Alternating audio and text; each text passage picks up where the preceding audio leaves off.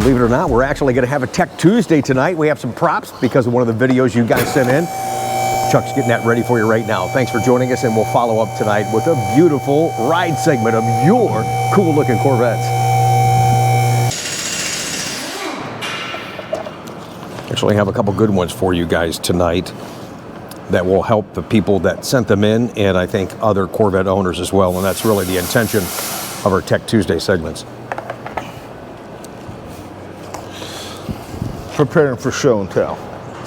We like that. I like it anyways. I know they do. Uh-oh. Here we go. Yeah, you get ready. Fire in the hole. Is it coming, or is he going to call it out? He's going to call it out, but he's filling the tank. So it's coming. It's coming.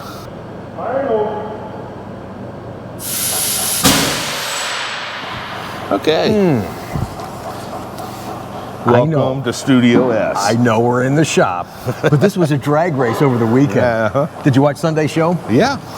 I'll tell you what, I can't, this Sunday, I want to get Ryan on camera and read some of the comments, the amazing comments, just in one day of airing that video. Is there another one coming? No, that was the tire popping on the beat. Okay, anyway, just in one day of airing that video on Sunday, just trying to have some fun and entertain you guys and give a little back, if you will.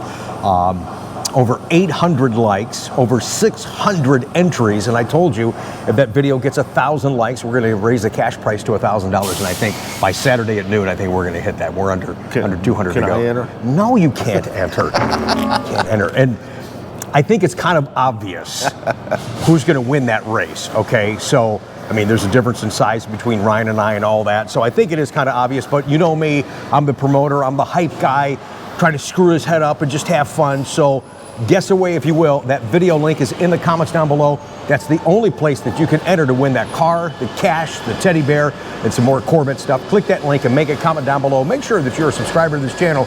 I wish you guys a lot of luck. Looking forward to sharing the whole race with you from, I think, 7 or 8 different camera angles this coming Sunday on our Coffee with Conti. So I can have my wife enter. You can. No, you cannot. So silly. But I want to thank you and Nate for at least the help that you gave me getting the car ready. We had to put a new brain in the thing, had to put a new switch in the thing, and I was a little worried. And that's really all I want to say without giving too much away what happened at the race, which you'll see this coming Sunday. But also thanks for cleaning up the shop. That was a lot of fun to do that back in here. It was really a good time. Yeah, it's been a long time since we've done this, the Tech Tuesday, so we're a little rough around the edges, but you guys got some good questions. If you have a question, how to use your car, just some advice on a problem you might be having, send that to us. Email address is up on the screen. That's the same email you can use to send in your beautiful rides. And all we really ask for is your first name and the state that you're from to acknowledge where you live. We want to keep it a little bit private, but we want to show off your cars as well. That's the beautiful rides, as I said, is coming up when we're done reading some of the stuff. So why don't you go ahead, buddy? What you got? All right, this one comes from Steven. Says, Rick, I have a 2023 Corvette Z06 Z07. Oh, he's got a Z07. Yes. Okay. It has 750 miles, and it is essentially parked for the winter. Okay. It's been sitting for about 5 weeks on a battery tender. The other day I had to move it to the other side of the garage. I started it, began moving it, and noticed that the check engine light was on. OnStar sent me the diagnostic codes for the ECM engine system P0301, P0307, and P0300. You've seen these before. Yes. It's a misfire code on number 1 cylinder, number 7 cylinder, and then the 300 is just random misfires on several cylinders. Okay. I've gotten conflicting advice on how to handle it. OnStar, of course, said take it to the dealer, and others have said to disconnect the battery for 10 minutes to reset the ECM. Oh, I actually emailed him back and said, no, don't disconnect the battery. Don't do that. No, please, no. Any advice or input would be greatly appreciated. We've seen a couple issues with these. When they first started coming out, they had carbon soot on the spark plugs from being started and shut down as they were being built. GM's recommendation at that time was to start them, hold them up to about 2,000 RPMs for 5 to 10 minutes. That burns all the soot off the plugs. Yep. I would assume when you moved it, obviously you didn't feel it missing. So these are probably history codes that could have happened when the car was assembled. Okay. I would still take it to the dealer. Well, I mean, I probably would just to have it checked out. Sure. If it's not missing, You can disconnect the battery, which is going to clear the codes. But if it does have a problem and you clear the codes by disconnecting the battery, you're making the guy's job at the dealership 100,000 times tougher. Yeah. Even if you tell him what code, because along with the codes comes the fail frames of when this was happening, everything that we can look at, that all goes away. Okay. So it's not just a code that we look at. There's a lot of free frame. There's a lot that goes into it. So right, to help you chase it down. Because if the car's not missing and you want to take the chance, yes, you can disconnect the battery. How about he can just take it out of the garage and do what we did back in 2020? And I think he had to do once last year with the soot buildup. Bring it out, start it up, rev it to 2,000 RPMs, hold it there for 5 to 10 minutes, put it back in there, turn the car off, restart it.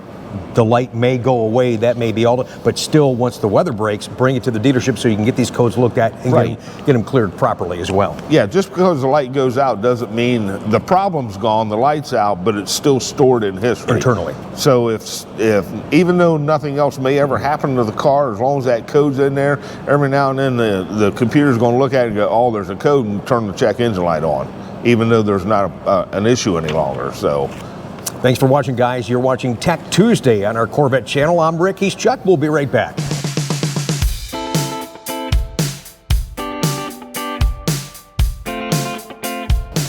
Thanks for joining us. Here's a post-winter storage question. This is Rick. You've probably brought this up in the past, but here it goes anyway. Are we getting another explosion coming? No, he's breaking the tire down now. Okay, thank you. This is for all of the northerners with the salted roads and cold temps. I've always changed, this is old school guys, so we appreciate that. We're old school guys too, man. Sure. I've always changed my oil in the first couple of weeks after getting a new car or getting it out in the spring. Am I wasting my time changing the oil and potentially the transmission filter with less than 300 miles on my new C8 this coming spring? Absolutely. I've always erred on the conservative side and would rather change the oil than risk the slightest change of negatively impacting my engine. However, with today's synthetics, I'm not sure that there's any degradation within just 3 to 4 months, and you're right, there's not. I'd also like to get at least past the 500-mile break-in point. Thank you again for the advice on the winter storage and the end of Corvette hibernation. See, I'm thinking spring too, man. It's just a couple of months away. Absolutely. Your videos are number one. They're helping me get through the winter, especially when I go out in the garage and I just look at my brand new C8 under the cover. He says it is absolute torture. So back to your question, old school. Do not change the oil right away. I think we got another question about the same nature coming up here in just a minute, but you don't have to change it right away.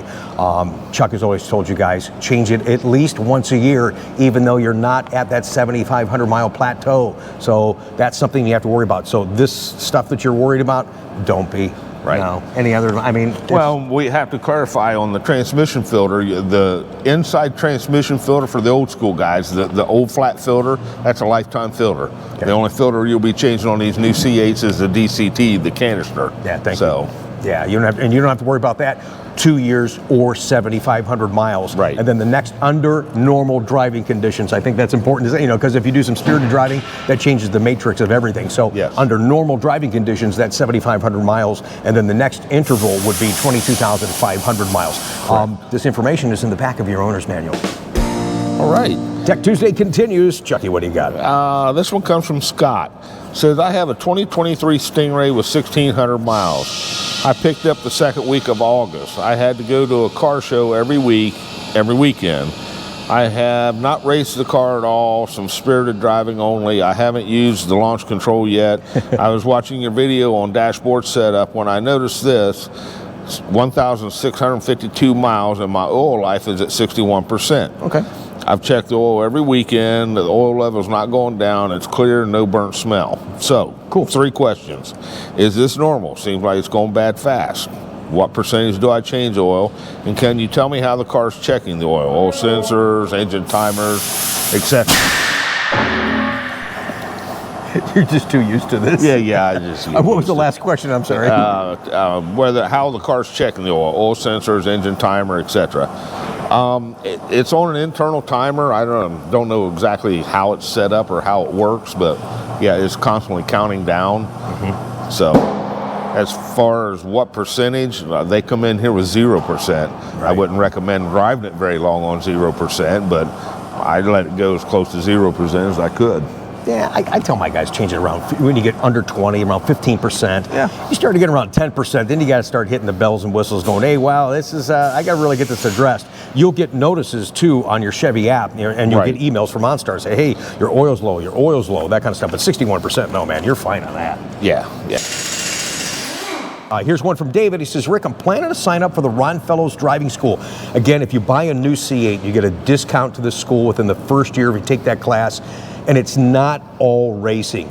You really start to get comfortable, understand your C8 Corvette, understand some of the electronics, but understand how to drive it and handle it, to have fun, but also be safe. So please take this class. There's a pamphlet in your owner's manual inside your glove box. Do you recommend getting the insurance to bring down the deductible to $2,000? What is the likelihood that I would cause body damage?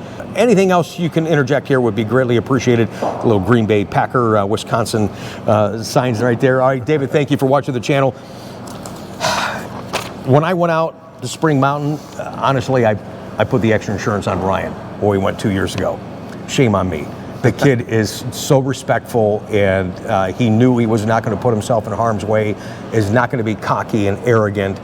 So I guess if you're cocky and arrogant, yes, get the insurance. But really, you got to do you. You got to know your limitations. I didn't do the extra insurance because I knew I was going to push myself, that I would have to worry about it. Now, granted, things do happen, situations could happen, so, if a tire blows out or something like that, for goodness sakes, but they do such a great job controlling that environment when you're on track, that if you pay attention and you listen to the instructor, everything should be fine and dandy. Right. Although we had the one, remember when we were there? Was it when you were there, or was it with the other guys? I've been there so much. I've been there 5 times and get ready to go 6. Anyways, one of the stories, and I had footage of this, but I didn't share it, but I'll tell the story anyways. So, here's a guy coming down through this bowl, and they're talking you, accelerate, brake, shift here. So as he's coming down, so if you're this guy and you can't comprehend, then get the insurance. Anyways, and you'll understand here in a second. So as he's coming down, he's supposed to be downshifting and putting on the brake, just a little bit of brake. He accelerates and shoots up the hill, and it keeps accelerating and goes over onto the other part of the track. When he went up on the other part of the track, he could have hit cars that were coming this way, and he just... When he got in, he definitely used his deductible, I think was $8,000 or something to that effect. But when he got back into the pits, he says, well, I thought you said accelerate. Like, why would you accelerate? And is there some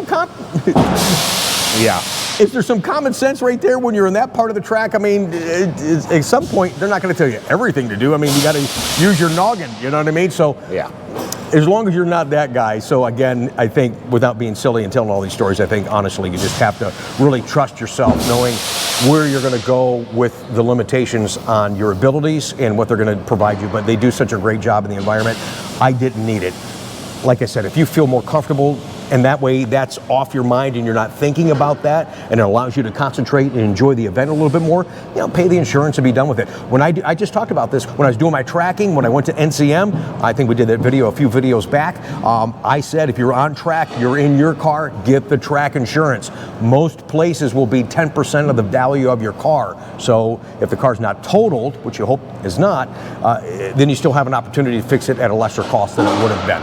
I do buy the track insurance for that because there's other variables there. They're not talking you through it. I got to worry about the guy in the BMW and the Miata and the Porsche and whatever, and and if I make a mistake too. So that's all different. So a little bit longer answer than probably should have been. I do apologize, but I do love talking the tracking, and I do want to give you guys good advice, but I want to be real about it. So there's not really a clear-cut answer on that. I think a lot of it boils down to factors that are unknown, but also the individual as yourself. So I wish you a lot of luck, and I'm glad that you're going to get out there and enjoy the car that way. Yeah.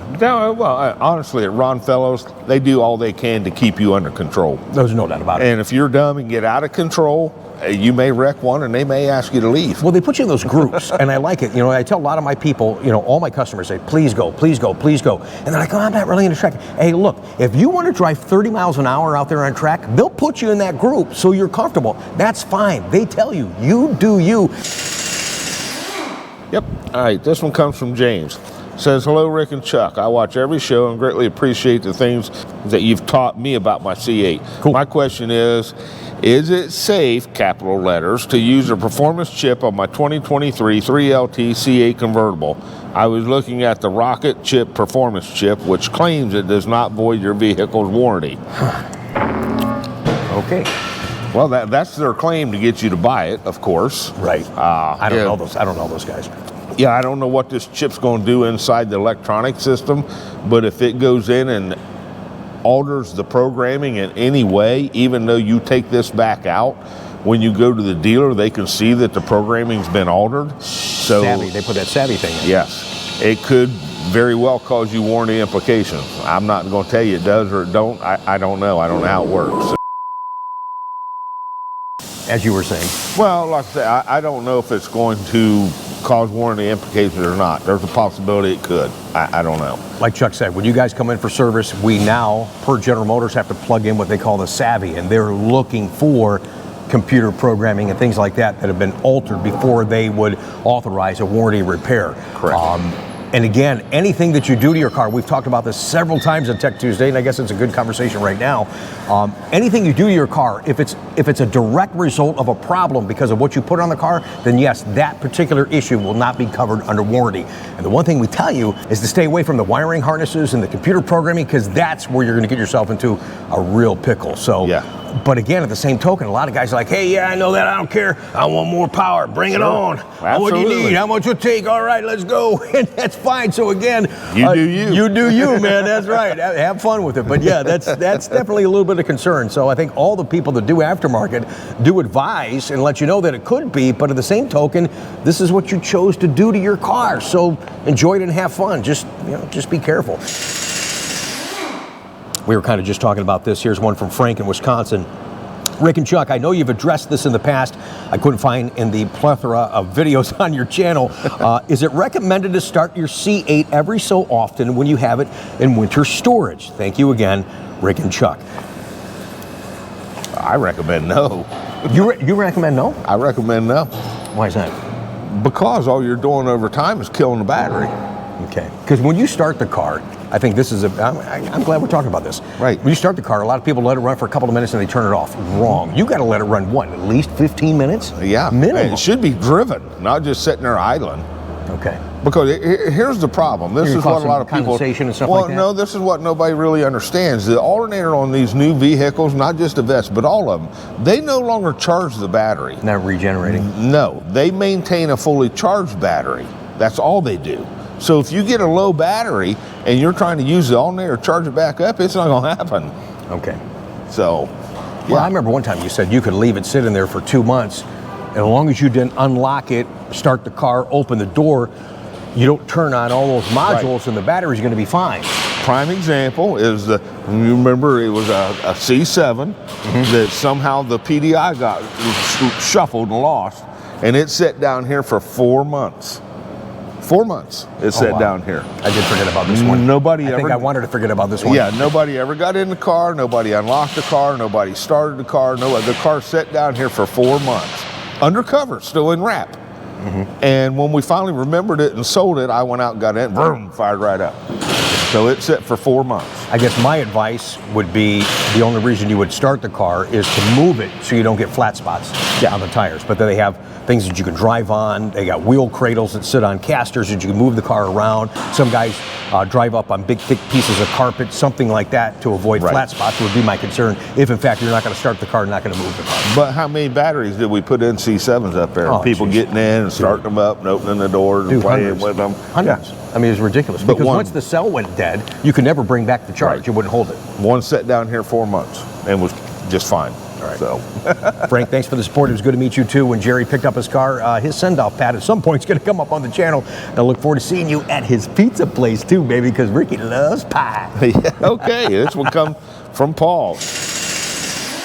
Says, I have a 2019 2LT non-Z51 convertible with 2,500 miles on it. I have a start problem. The anti-theft light is on. I changed the battery in the remote, no luck. If I hold the start button for about 12 seconds, it will start. I have the car on factory battery tender. The car does have its original battery. Hope Father Chuck can help me with this problem. If you got a anti-theft light on when the car's running, you have an issue that needs to be taken to the dealer and checked. That's the reason the car's not starting. Another thing I'll tell you, and I mean, we start with the stupid things first. I've had guys that's changed the batteries in the remote. My car still won't start. My transmitter still don't work. They flipped the battery. They put the battery in correctly in the transmitter. Oh, in the remotes? Yeah. Okay. So make sure you got the batteries in the remotes fine. But with the anti-theft light on, I'd say you have an issue that probably needs to be looked at. Okay. Speaking of looking at stuff, we've got a little home video from Jeffrey here. He says, good afternoon, Rick and Chuck. Hope all is well. I'm still playing catch up on your videos on the YouTube channel. I want to see if this is correct on my C8 Corvette. Please look at it and let me know if I got to take it back to the dealership ASAP. It looked like, and you'll see the video here in just a second, it looks like there's a panel, one of the closeout panels that you put together at PDI. Right. Doesn't look like, to me, it doesn't look like it's adhered properly. And also, too, he has a question about the rear brake ducts on a Z51 that Chuck wants to show you something here in just a second. Sure. I was just reading my oil manual and looking at some of you and Chuck videos, and I noticed I still have ducts installed on my car. But I'm gonna show you this real quick. I'm gonna get on the front. So this is on the front, right? See right there? This is the front wheel. That's the other front wheel. Do that plastic supposed to be sagging down like that? All right, and if you can see towards the back there, my ducts right there on both sides. You see them over there, right here, and let me let it clip back up, and right there. All right, I don't think they supposed to. You said they don't supposed to be on there, but my main concern is this plastic lagging right here on the front. This is the front grill, and this is that. Do that supposed to be lagging like that? So is that what that looked like to you, Chuck? Is that that panel looks like something's not attached right? One of the retainer clips or something? Yeah, the clip should not be exposed. Okay, now we couldn't see it because he was at the front of the car, but he said that his ductwork was on a Z51, and this is a Z51, and this is the only part of the ductwork that should be put on that you do at PDI, correct? Correct. Okay. Because as the wind comes by, a little bit goes up in the rotors to help cool them. Okay. Now, if you're going to track the car, everybody goes, I got this stuff in the trunk of my car, what's it go for? Right. Okay, this is for track use only, and you'll see why here in a minute. So this piece attaches up here. And that's what you did for me on my stuff, right, which I do appreciate. And if you're going to track your car frequently, like Rick's going to, it's okay to leave this piece on. It's still not recommended by General Motors, but you can just leave the top half on. Right. Then this piece bolts to that piece. And I want to show the people because it drops down below the bottom of the car. Yeah, if you look, now you have this big rectangular scoop, and it's no one's supposed to, scooping there and putting it right back against the rotor. Right. The problem is with street driving, all the debris and all the crap gets scooped up in here, packs this full, and you see this goes right back against the brake rotor and catches fire. Yeah, that's why they don't recommend this on the street. This is for track use only. Okay. But this piece is the only piece that goes on at PDI. All right. Thanks, Jeffrey, for watching. Thanks, Chuck. Yep. Always like to review that stuff. It's important. Sure. Okay, Jeffrey, it's up to you, but yes, those pieces are not supposed to be on the scoop part. If they just have the piece on the knuckle, then yes, that's fine. If they have the scoop part on, GM recommends taking that back off. And even for guys that track them, they say drive it to the track without them, put them on at the track, do your track event, take them back off before you leave.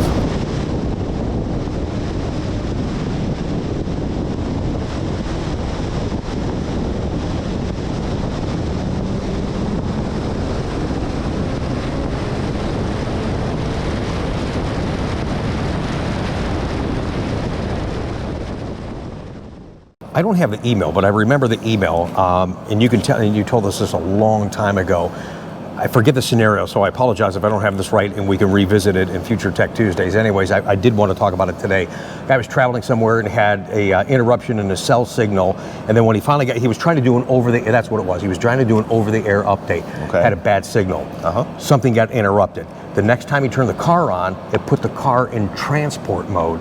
And he did, I don't know why, but I don't know why something got interrupted there.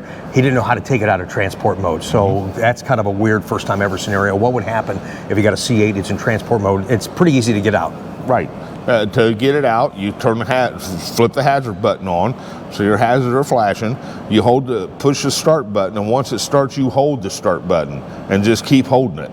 And you'll watch, eventually it'll come up on the instrument panel and say out of the transport mode off.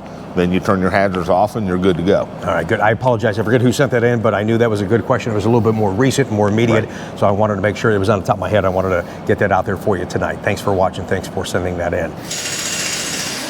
This one comes from Albert. Says, Happy New Year to both of you and your families. Thank you. Thank you. We can talk... we can thank both of you enough for what you do for the Corvette community. You probably answered this question a few times before, but I just don't know which episode to go to find the answer. Okay. My 2023 has 6,100 miles. Yes, daily driver, and I love it. Good for you. Cool. It says, and today I noticed on my Chevy app that it says I need to schedule a service appointment because of low oil life. It's at 19%. And we were just talking about this. Right. Okay. The question is, how low percentage-wise can I go on the oil life before I can take it in for an oil change? I'm trying to cross the 7,000-mile threshold so I can do the transmission filter as well. I paid attention when Cardinal Chuck, thank you, said that Chevy gives you a 500-mile leeway under the 7,500-mile mark. I have no problem taking it to service now, but then I have to take it for the transmission filter only close to the 7,500-mile mark and not 1 mile over that. That's right, not 1 mile over. I wish to live closer so you guys could take care of this for me. Like I said, I see them come in with 0% life on them. I mean, if you're trying to get to that 7,000-mile mark, I probably would go ahead and do it.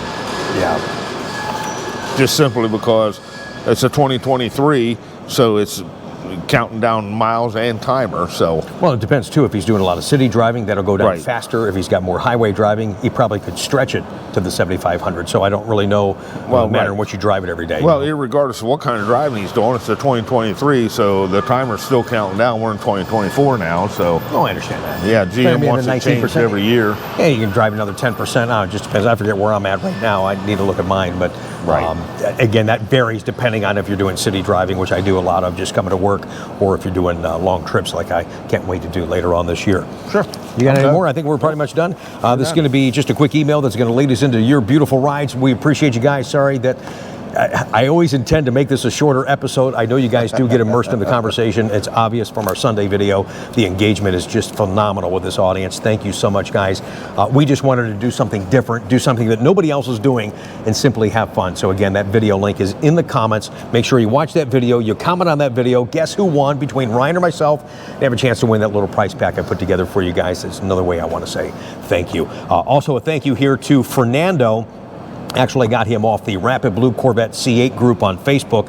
He says, he was just talking to the group. He says, hey guys, I'm at 6,000 miles, no mechanical issues, and I'm loving my C8 so far. He goes, I did a lot of the Rick Conti suggested stuff that drove my wife, my kids, my nephew, and my friends crazy watching his videos from YouTube. Thank you, I appreciate that. We're crazy too, man, yeah. He says, I also love the aggressive Z07 carbon fiber wing that I put on my car. It is beautiful, and you're gonna see that and more now in your beautiful rides. Look forward to seeing you guys next week. Thanks for watching.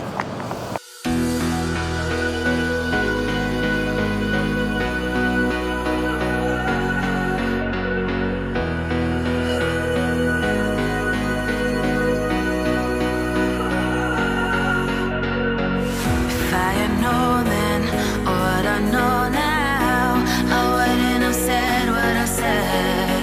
I took the long road, thought I'd be better on my own. Sometimes what's right is wrong instead. 'Cause I was too young, and I didn't understand that you were no one.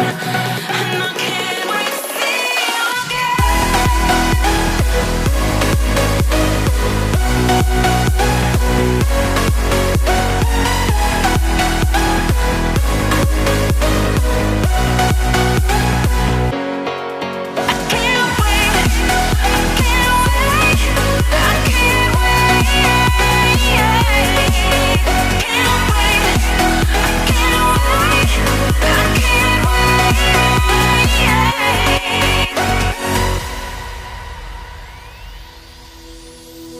hindsight is fleeting, oh, and your heart's bleeding, and all you can see is red.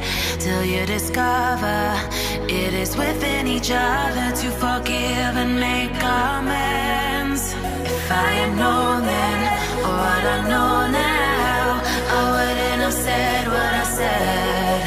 I took the long road, thought I'd be better on my own. Sometimes what's right is wrong instead. 'Cause I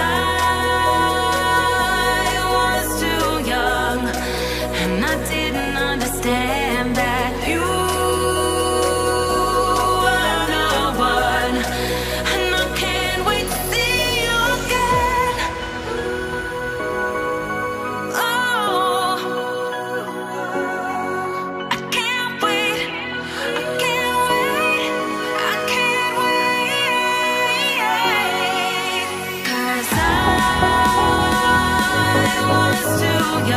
And I didn't understand that you